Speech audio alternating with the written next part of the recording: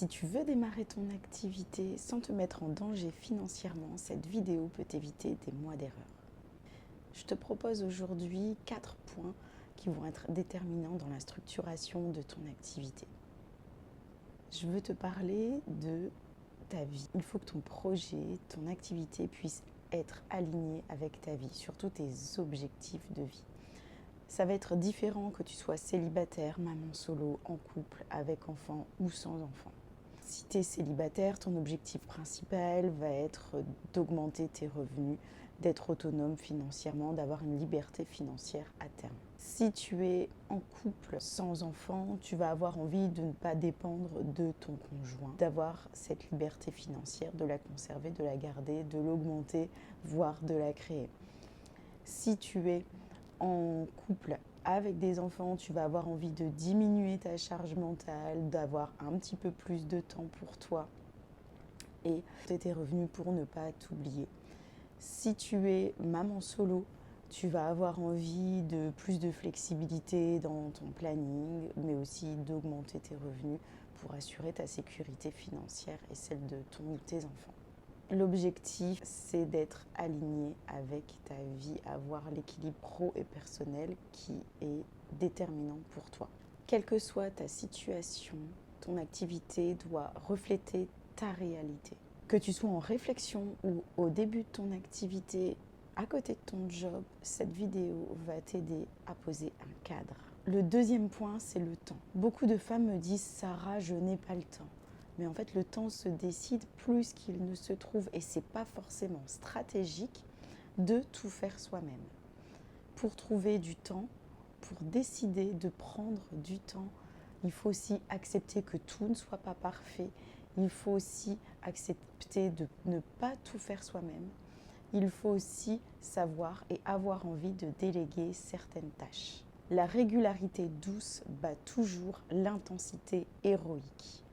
Tu as toujours plus de chances de faire aboutir ton projet, d'être régulière et déterminée en y allant doucement, tranquillement et de façon sécure.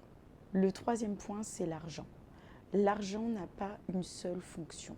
L'argent que tu génères à côté de ton activité salariée va te permettre soit de vivre mieux, soit de préparer ton avenir, soit de te mettre en sécurité ou alors d'investir dans de nouveaux projets. Il n'y a pas de bonne façon d'utiliser cet argent. Il y a juste une façon qui est celle qui est alignée avec ta vie. Il y a juste une règle importante à respecter.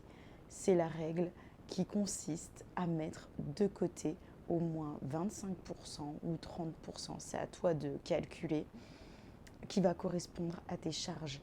Tu dois pouvoir anticiper en mettant de côté une partie à minima du revenu que tu vas générer avec ton activité à côté de ton job. Cela va te permettre de prévoir les charges, mais aussi peut-être si tu as un imprévu ou besoin d'investir pour développer encore mieux ton activité, tu auras les moyens de le faire. Ça va te permettre de durer dans le temps, de démarrer ton activité de façon sereine, sans mauvaise surprise. Ce qui te protège aujourd'hui te permet d'aller plus loin demain. Le quatrième point, c'est ce que ça t'apporte en plus. En plus de l'argent que tu vas générer en développant ton activité, tu vas te créer une expérience, être reconnu pour ce que tu fais, avoir de la légitimité, gagner aussi en confiance. Et tout ça en toute sécurité, donc ça a beaucoup plus de chances de durer.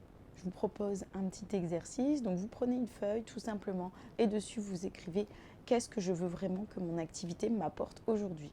Alors ça va être votre liberté financière, plus de sécurité, plus de flexibilité au niveau du planning, vivre de ma passion. Vous notez vraiment tout ce que vous voulez que votre activité vous apporte aujourd'hui. Et l'objectif, ça va être que votre activité soit alignée avec votre vie. Et une autre chose qui va faire que vous allez durer dans le temps, c'est de tout le temps vous rappeler de pourquoi vous avez commencé.